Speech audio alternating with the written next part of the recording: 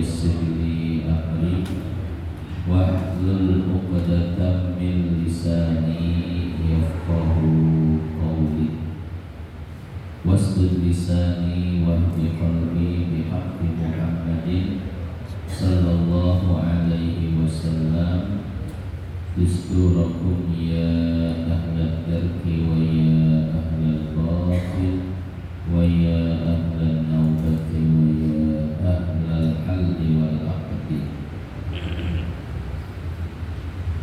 Bismillah walhamdulillah wassalatu wassalamu ala rasulillah Muhammad bin Abdillah wa ala alihi wa sahbihi wa mawala. Qala ta'ala yarfa'illahu alladhina amanu minkum walladzina utul ilma darajat. Wa qala an-nabi sallallahu alaihi wasallam man salaka tariqan yaltamisu fihi ilman sahhalallahu lahu bihi tariqan ilal jannah. Yang saya hormati dan saya muliakan segenap hadirin jamaah Masjid Jami Baru Huda, wabil khusus Ketua Dewan Kemakmuran Masjid beserta seluruh jajaran pengurusnya, para orang tua, para tokoh, para sesepuh yang mohon maaf tidak bisa disebutkan satu persatu namanya, wabil khusus orang tua kita Bapak Haji Suntara. Mudah-mudahan dengan berkumpulnya kita di tempat yang mulia ini senantiasa Allah ampuni dosa-dosa kita, dimudahkan segala urusan kita. Hadirin jamaah yang dimuliakan Allah, hari ini adalah hari Jumat tanggal 6 September tahun 2024. Itu tanggal Masehinya. Tanggal Hijriyahnya kira-kira sudah masuk tanggal berapa? Tanggal 2 sudah masuk tanggal 2 ya. Tanggal 2 Rabiul Awal. Artinya kita sudah memasuki bulan yang sangat mulia, yaitu bulan kelahiran baginda Nabi besar Muhammad sallallahu alaihi wasallam. Hadirin jamaah yang dimuliakan Allah, pada kesempatan kali ini kita akan melanjutkan kajian kita pada tafsir Jalalain, yaitu tafsir surat Az-Zumar ayat 42. Pada kesempatan sebelumnya sudah kita jelaskan tafsirnya dan sudah kita jelaskan teorinya, bahwa orang yang sedang tidur ruhnya bisa bertemu dengan ruh orang yang telah meninggal dunia.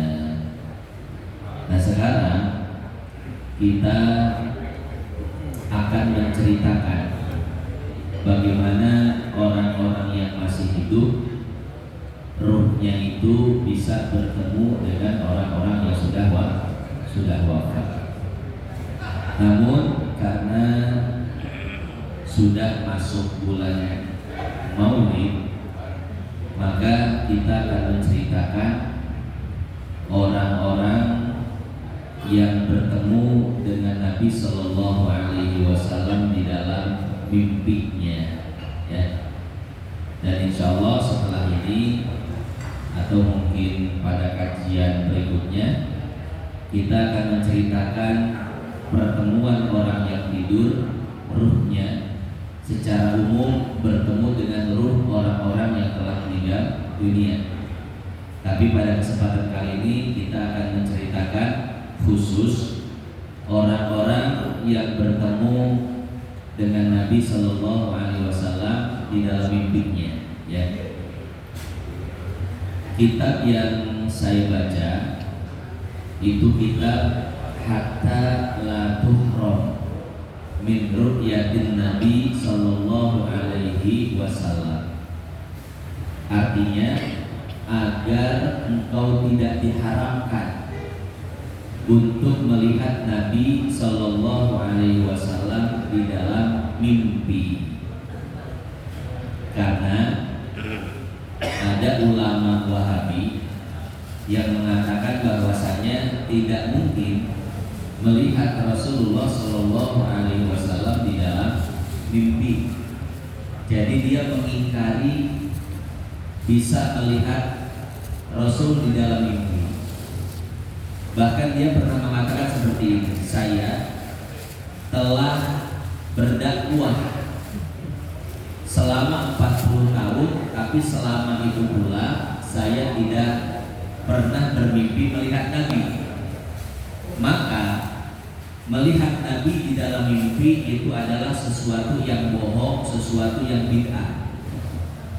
Jadi dia menjadikan dirinya sendiri sebagai tolak ukur bahwasanya tidak mungkin melihat Nabi di dalam mimpi karena dia tidak pernah melihat Nabi di dalam mimpi. Nah, jadi ukurannya itu diri dia gitu ya. Nah, ini kan merupakan sebuah bentuk takabur banyak. Jadi karena dirinya tidak pernah melihat Nabi, akhirnya dia berpendapat mengatakan bahwasanya tidak mungkin melihat Nabi di dalam mimpi. Makanya ulama Wahabi tersebut mengingkari bahwasanya tidak mungkin melihat Nabi di dalam mimpi. Makanya lahirlah judul kitab ini, Hatta La Tuhram min Ru'yatin Nabi Sallallahu Alaihi Wasallam, agar engkau tidak diharamkan untuk melihat Nabi Sallallahu Alaihi Wasallam di dalam mimpi.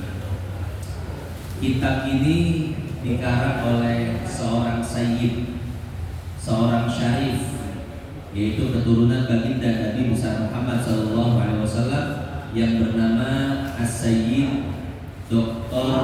Mahmud As-Sayyid Sobi. Ini kitabnya cukup tebal, ada 620 halaman. Jadi kitab ini menceritakan tentang melihat Nabi Shallallahu Alaihi Wasallam di dalam mimpi. Beliau jelaskan apa itu makna mimpi, kemudian apa dalil-dalil tentang mimpi, apakah bisa ruh orang yang ruh orang yang masih hidup bisa bertemu dengan ruh orang yang sudah wafat, dijelaskan oleh beliau. Kemudian diceritakan juga orang-orang yang pernah bermimpi melihat Nabi Shallallahu Alaihi Wasallam dari zaman sahabat, tabiin, tabiut tabiin sampai generasi-generasi sebelumnya. Itu diceritakan semua mimpinya. Juga ulama-ulama qiraat yang pernah bermimpi dengan Nabi, ulama hadis yang pernah bermimpi dengan Nabi, ulama-ulama tafsir yang bermimpi melihat Nabi, dikisahkan semua oleh beliau. Nah, pada kesempatan kali ini tentu dengan waktu yang terbatas, kita tidak akan membacakan itu semua karena sangat banyak sekali. Maka kita hanya akan menyampaikan beberapa mimpi para sahabat Nabi yang mana mereka itu bermimpi melihat Nabi setelah Nabi Shallallahu Alaihi Wasallam wafat. Pertama, mimpinya Bilal bin Harith al-Muzani. Jadi Bilal bin Harith al-Muzani itu salah satu sahabat Nabi Shallallahu Alaihi Wasallam. Bukan Bilal bin Rabah ya, ini beda orang. Karena kalau kita menyebut nama orang Arab, kita harus menyebut nama binnya, bapaknya juga. Karena orang Arab itu namanya cuma satu kata, kemudian banyak yang sama. Bilal, ada Bilal bin Rabah, ada Bilal bin Al-Muzani, ada Bilal bin Al-Harith. Utsman, ada Utsman bin Affan, ada Utsman bin Maz'un, ada Utsman bin Hunayf. Abdullah, ada Abdullah bin Mas'ud, Abdullah bin Abbas, Abdullah bin Umar, Abdullah bin Amr. Nah, maka ketika menyebut nama orang Arab itu harus disebut bintnya juga. Nah, pada kesempatan kali ini kita akan menceritakan mimpinya Bilal. Cuman bukan Bilal bin Rabah, tapi Bilal bin Haris. Di sini dikatakan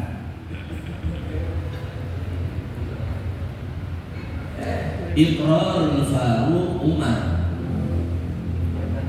Ibn al-Khattab li ru'yati Bilal Ibn al-Haris al-Muzani. Pengakuan Umar terhadap mimpinya Bilal bin Haris al-Muzani. Jadi Umar mengakui mimpinya Bilal dan tidak mengatakan engkau bohong, engkau dusta. Ini menjadi bukti bahwasanya mimpi bertemu Nabi itu memang betul-betul ada dan memang betul-betul dibenarkan. An Malikin Ad-Dar, dari sahabat Nabi yang bernama Malik Ad-Dar. Wa kana khazin Umar ala ta'ah. Qala asaban nasa qahtun fi zamani Umar. Para sahabat Nabi tertimpa musim pacaklik, musim kemarau, tidak pernah turun hujan, dan itu terjadi di zaman Umar bin Khattab. Faja'a rajulun ila qabrin Nabi sallallahu alaihi wasallam. Lalu ada seseorang yang datang pada kubur Nabi sallallahu alaihi wasallam. Dan orang tersebut bernama Bilal bin Haris al-Muzani. Faqala, kemudian Bilal mengatakan pada kubur Nabi sallallahu alaihi wasallam, bukan pada nabinya tapi pada kuburannya. Ya Rasulullah, istasqil ummati. Wahai Rasul, tolong minta hujan untuk umatmu. Fa innahum qad halaku, karena mereka akan binasa. Sudah lama tidak turun hujan, sudah lama musim kemarau dan pacaklik. Fa'atan nabiyyu ar-rajula fil manam. Maka di malam harinya ketika Bilal bin Haris al-Muzani tidur, maka Rasul sallallahu alaihi wasallam datang kepadanya dalam mimpi. Faqila lahu, maka Rasul berkata kepadanya, Itti Umar, wahai Bilal, hendaklah engkau datang kepada Umar. Fa'akrihus salam, sampaikan salam dariku, wa akhbirhu annakum mus'ul. Dan sampaikan juga kepada Umar bahwasanya sebentar lagi akan turun hujan, karena aku sudah berdoa dan meminta kepada Allah Subhanahu wa taala. Wa qullahu alaikal kais fa Umar fa akhbarahu fa bata Umar. Maka Bilal keesokan harinya menemui Umar dan menceritakan mimpinya. Mendengar cerita Bilal, maka Umar pun menangis dan mencucurkan air mata. Kenapa? Karena sedih, Pak. Mengingat Rasulullah sallallahu alaihi wasallam. Summa qala ya Rabb la alu illa ma ajiztu anhu. Tidak lama kemudian hujan pun turun di Madinah, sehingga warga Madinah terbebas dari pacaklik dan kemarau. Titik sampai situ ceritanya. Hadirin jamaah yang dimuliakan Allah, dari kisah ini banyak hikmah yang dapat kita ambil. Hikmah pertama yang menjadi pembahasan kita, bahwa Mimpi bertemu Nabi Shallallahu Alaihi Wasallam itu adalah sesuatu yang dibenarkan. Buktinya adalah riwayat ini. Bilal bin Haris bermimpi melihat Nabi Shallallahu Alaihi Wasallam, kemudian mimpi itu dibenarkan oleh Umar. Umar tidak mengingkarinya. Umar tidak mengatakan itu bohong. Umar tidak mengatakan mimpi itu dari setan, tidak. Tapi Umar menangis karena meyakini betul bahwasanya sosok yang datang di dalam mimpi Bilal bin Haris itu adalah benar-benar sosok Nabi Shallallahu Alaihi Wasallam. Ya. Nah, itu hikmah yang pertama. Hikmah yang kedua, bahwasanya jenazah atau mayit yang ada di kuburan itu bisa mendengar suara orang yang datang kepadanya. Kita lihat Bilal bin Haris datang kepada kubur Nabi dan mengatakan, "Wahai Rasul, mintakan hujan kepada Allah karena umatmu sebentar lagi akan binasa, kemarau yang berkepanjangan di Madinah." Nah, di dalam riwayat ini Rasul Shallallahu Alaihi Wasallam mendengar ucapan Bilal bin Haris, sehingga Rasul di malam harinya mendatangi Bilal di dalam mimpinya. Ya. Dan ini pernah kita bahas di dalam tafsir Jalalain, ya, bahwasanya setiap jenazah yang telah dikubur maka mereka akan tahu siapa orang yang datang kepadanya. Di dalam Sahih Bukhari dikatakan, innal mauta la yasma'u safqa ni alihi, bahwasanya orang-orang yang telah meninggal dunia itu tahu dan bisa mendengar hentakan sendal orang-orang yang datang ke kuburan mereka, ya. Bahkan Nabi Shallallahu Alaihi Wasallam ketika ziarah kubur, beliau mengucapkan assalamualaikum ya ahlad diyar minal muslimin wal mu'minin wa inna insyaallah bikum lahikun. Kata Nabi, sesungguhnya ahli kubur bisa mendengar ucapan salam dari kita, dan sesungguhnya mereka pun menjawab salam kita, hanya saja kita yang tidak mendengar, ya. Ini alhamdulillah juga Pak, kita nggak dengar ya. Coba kalau kita dengar, kabur kita nggak jadi ziarah. Assalamualaikum ya ahli kubur. Itu ahli kubur jawab semua waalaikumsalam. Lah kabur itu apa? Nggak jadi ziarah kuburnya. Jadi untungnya kita tidak bisa mendengar balasan dari ahli kubur, ya. Beda dengan Rasul. Rasul pernah ziarah ke kubur Ummu Mihjan. Kemudian mengatakan kepada Ummu Mihjan, "Wahai Ummu Mihjan, amalan apa yang paling bermanfaat di alam kubur?" Kemudian Rasul terdiam sejenak, Pak. Di samping kiri, samping kanan ada sahabat-sahabat yang lain. Rasul terdiam sejenak, kemudian mengatakan, "Wahai para sahabatku," kata Ummu Mihjan. Jadi Rasul bisa berkomunikasi dengan Ummu Mihjan yang sudah wafat. Kata Ummu Mihjan, amalan yang paling bermanfaat di alam kubur adalah merawat masjid, memperhatikan kebersihannya, memperhatikan kemakmurannya, memperhatikan dan lain sebagainya. Nah, cuman ini jangan dicontoh lah, ya. Ini kekhususan, keistimewaan Rasul bisa berkomunikasi dengan ahli kubur. Ini kita jangan ikut-ikutan, ya. Akhirnya kita ngomong sama kuburan, pakai bahasa Suryani lagi ngomongnya, waduh, sekolin aja, ya, wah itu ngawur itu, ya. Iya, jadi kalau ada ustadz, ada kiai depan orang ngomong sama kuburan, stres itu, Pak. Ya, stres itu. Apa kata Allah? Alimul ghaibi fala yuzhiru ala ghaibihi ahada illa man irtada bir rasul fa innahu yasluku min baini yadayhi wa min khalfihi rasada. Tidak ada yang tahu perkara gaib kecuali Allah. Dan beberapa orang yang diridhoi yang Allah berikan petunjuk kepada mereka sehingga tersingkap perkara-perkara gaib.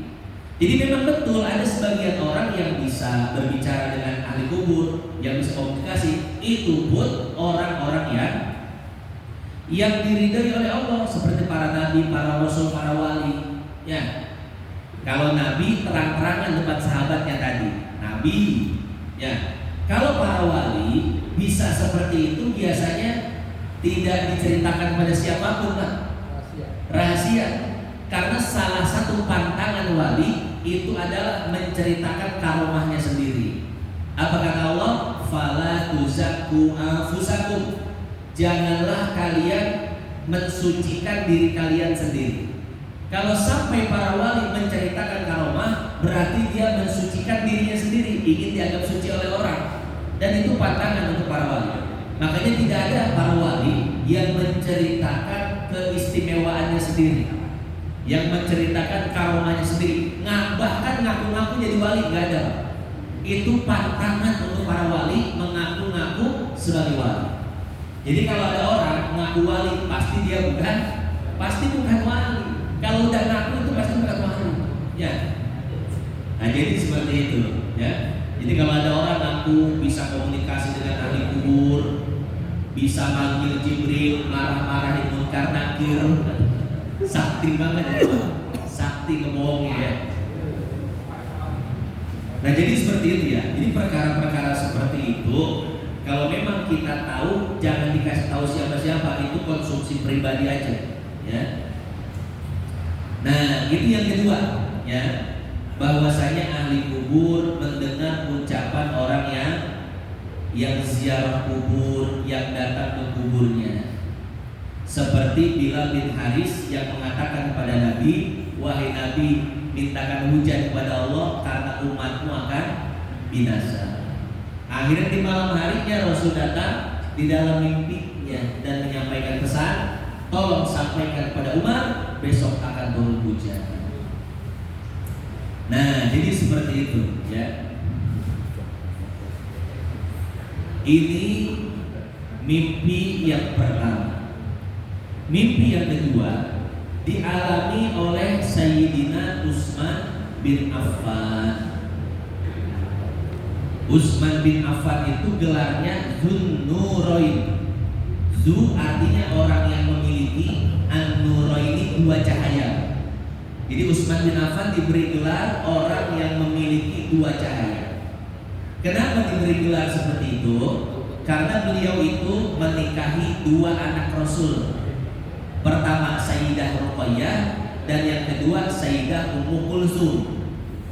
Jadi ketika Sayyidah Ruqayyah wafat, maka Sayyidina Utsman ini turun ranjang ke adiknya yang bernama Ummu Kulsum. Dan para ulama menganjurkan, Pak, kalau seandainya istri kita wafat, maka dianjurkan untuk turun ranjang kepada adiknya istri, ya, dianjurkan untuk menikahi adiknya istri. Kenapa seperti itu? Karena kalau seandainya kita menikahi adik ipar kita atau adiknya istri, nanti yang menjadi ibu tiri dari anak-anak kita itu adalah bibinya. Insya Allah rumah tangga kita aman, Pak. Kalau yang jadi ibu tiri dari anak-anak kita itu bibinya. Karena kan keponakan dengan bibi pasti udah kenal, udah sayang, maka rumah tangga kita tidak akan bermasalah. Lain halnya kalau kita mencari perempuan lain yang mungkin juga umurnya tidak jauh dengan anak kita, kemudian tidak ada hubungan saudara, belum pernah kenal sama sekali, maka khawatir rumah tangga kita bermasalah, Pak. Ya, bisa jadi berantem dan lain sebagainya. Karena yang namanya istri, apalagi baru nikah, kadang sangat merasa memiliki suaminya, seolah-olah suaminya itu hanya miliknya.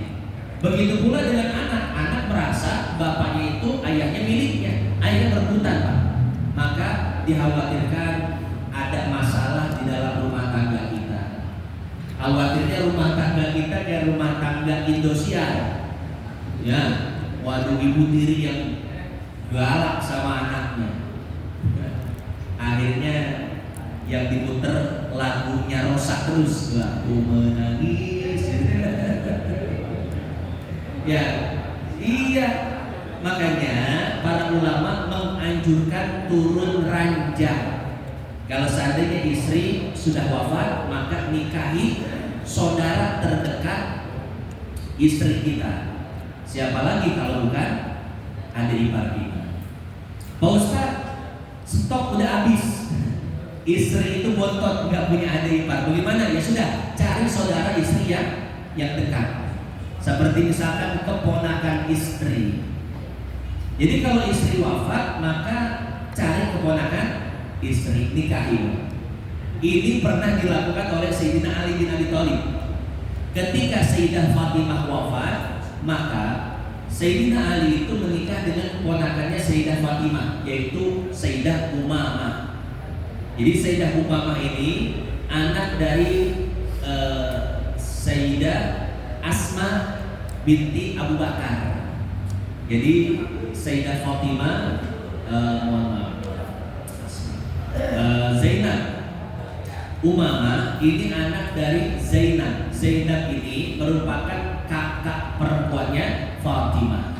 Fatimah anak bontot, Zainab anak sulung, anak pertama. Zainab memiliki anak namanya Umamah. Berarti Umamah ini keponakannya Fatimah. Ketika Fatimah wafat, maka Sayyidina Ali menikah dengan keponakannya, yaitu Umamah. Nah, kalau yang menjadi ibu tiri dari anak-anak kita adalah keponakan istri kita, maka rumah tangga insya Allah aman. Karena anak kita dengan sepupu, dengan keponakan istri kita, berarti kan jatuhnya sepupu kan ya. Kalau yang jadi ibu tirinya adalah sepupunya, maka insya Allah rumah tangga kita aman. Karena dengan sepupu itu udah kenal, udah sayang dan lain sebagainya, ya. Nah, jadi seperti itu. Kalau istri meninggal dunia, nauzubillah ya, maka dianjurkan cari saudara terdekat istri kita. Habib Rizik seperti itu, ya. Jadi beliau ketika istrinya wafat, beliau bermimpi melihat istrinya. Kata istrinya, wahai suamiku, silahkan menikah lagi. Kemudian ditunjuk Pak satu perempuan oleh almarhumah istrinya itu. Cuma Habib Rizik gak kenal siapa perempuan itu. Akhirnya setelah bangun, dan mimpinya itu sampai 3 kali katanya, maka diceritakan mimpinya itu pada anak-anaknya. Wahai anak-anakku, Abah ngelihat Umi di dalam mimpi dan suruh nikah lagi. Ciri-ciri perempuannya seperti ini dan seperti itu diceritakan. Ternyata anak-anaknya ada yang tahu, oh yang punya ciri-ciri seperti itu keponakannya Umi. Jadi keponakan almarhum istrinya. Akhirnya sekarang yang menjadi istri Habib Rizik itu adalah itu keponakan dari almarhumah istrinya. Ya. Nah jadi seperti itu, pilih istri juga jangan gegabah ya. Kalau bisa istikharah terlebih dahulu. Jangan nyari yang perawan aja, yang perawan seger Pak Ustaz, 18 tahun lulus SMA. Ya, jangan, diistikharahin dulu mana yang terbaik buat kita. Nah, itu gelar Sayyidina Utsman bin Affan. Nah, beliau setelah Nabi wafat, beliau pernah bermimpi melihat Nabi Sallallahu Alaihi Wasallam. Bagaimana mimpinya? Nadhkuru fi hadzal bab ma rawahu Maula Utsman bin Affan anna Utsman bin Affan ataqa 20 mamlukan. Diriwayatkan dari mantan budaknya Utsman. Ini mantan budaknya Utsman itu banyak Pak. Karena Utsman bin Affan itu orang kaya yang sangat dermawan. Melihat budaknya itu ahli ibadah, maka beliau itu langsung membebaskan dan memerdekakannya, ya. Sampai-sampai di sini disebutkan ada 20 budak yang dibebaskan oleh beliau. Jadi membebaskan budak itu, Pak, resikonya besar. Ya, kenapa? Yang membebaskan budak itu sama saja kita melepas harta kita. Budak itu kan aset. Kalau kita sudah bosan bisa dijual di pasar. Dan mungkin kalau zaman sekarang seharga mobil, Pak, ya. Bayangkan ada 20 mobil yang dilepaskan. Berapa harganya? 20 Fortuner deh. Ya. Nah, Utsman bin Affan ketika melihat budaknya ada yang ahli ibadah, maka beliau langsung merdekakan tanpa pikir panjang. Makanya budak-budaknya Utsman bin Affan itu sering cari perhatian depan Utsman. Wah, ada sini Utsman. Akhirnya dia pura-pura sholat. Sholatnya sih beneran ya, tapi pengen dilihat. Pura-pura baca Quran, beneran baca Qurannya, tapi pengen dilihat. Agar apa? Agar dibebaskan oleh Sayyidina Utsman. Jadi begitu melihat budaknya lagi ibadah, dibebaskan. Melihat budaknya ibadah, dibebaskan. Banyak yang dibebaskan. Akhirnya ada sahabat mengadu seperti ini. Wahai Sayyidina Utsman, sungguh engkau telah ditipu oleh para budakmu. Engkau saking baiknya, saking dermawannya, engkau ditipu oleh budak-budakmu. Ya. Apa kata Sayyidina Utsman? Man khada'ani billah faqad ihtudiyatu. Barang siapa yang menipuku atas nama Allah, sungguh aku telah tertipu. Artinya kata Sayyidina Utsman, ini biarin aja, ya. Ketika dia menipuku dengan nama Allah, sungguh aku tertipu. Ya, aku membebaskan mereka karena Allah.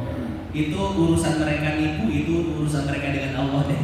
Tapi tugasku hanya membebaskan mereka karena Allah. Selesai. Nah, itu Sayyidina Utsman bin Affan, ya. Nah, ada kisah tentang beliau. Wada'a bisarawil fashaddaha 'alaihi wa lam yalbasha fi jahiliyatin wala islam wa qala inni ra'aitu Rasulullah sallallahu alaihi wasallam al-barihata fil manam wa ra'aitu Abu Bakr wa Umar radhiyallahu anhuma wa annahum qalu li yusbir fa innaka tuftir indana al-qabilah.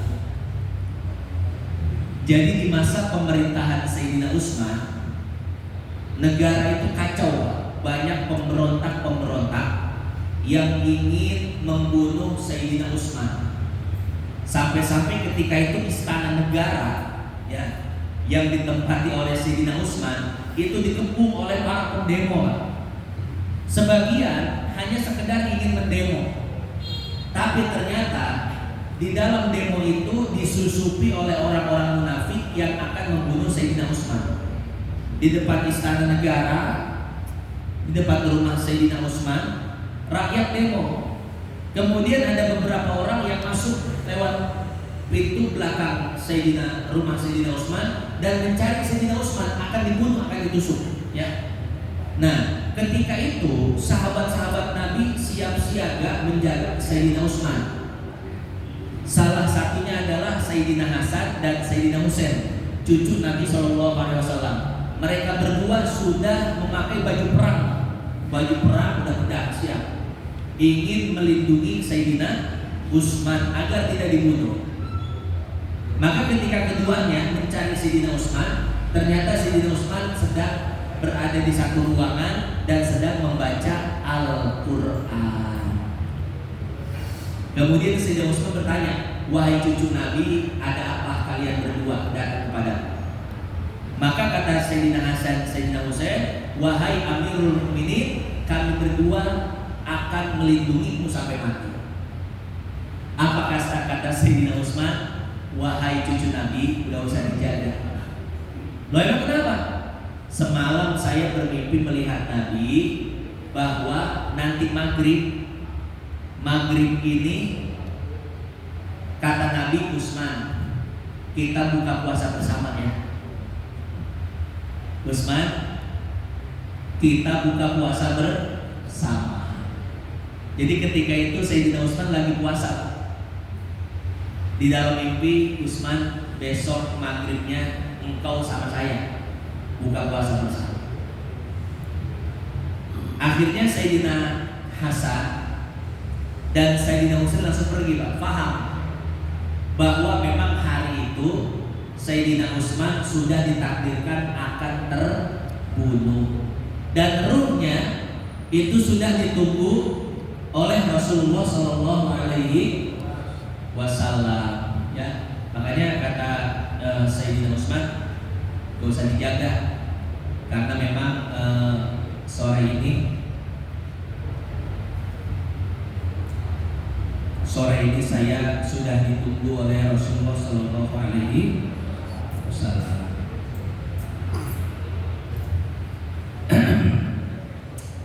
Nah, jadi seperti itu ya hadirin jamaah yang dimuliakan Allah. Itulah kisahnya Sayyidina Utsman bin Affan. Kayaknya kalau gitu hidup nggak ada berat-beratnya kayak. Iya. Yang kayak Sayyidina Utsman mau meninggal itu ya santai-santai aja. Mau dibunuh ya beliau santai-santai aja karena udah ketemu Nabi semalam. Ditunggu sama Nabi. Sayyidina Utsman, besok saya tunggu kau.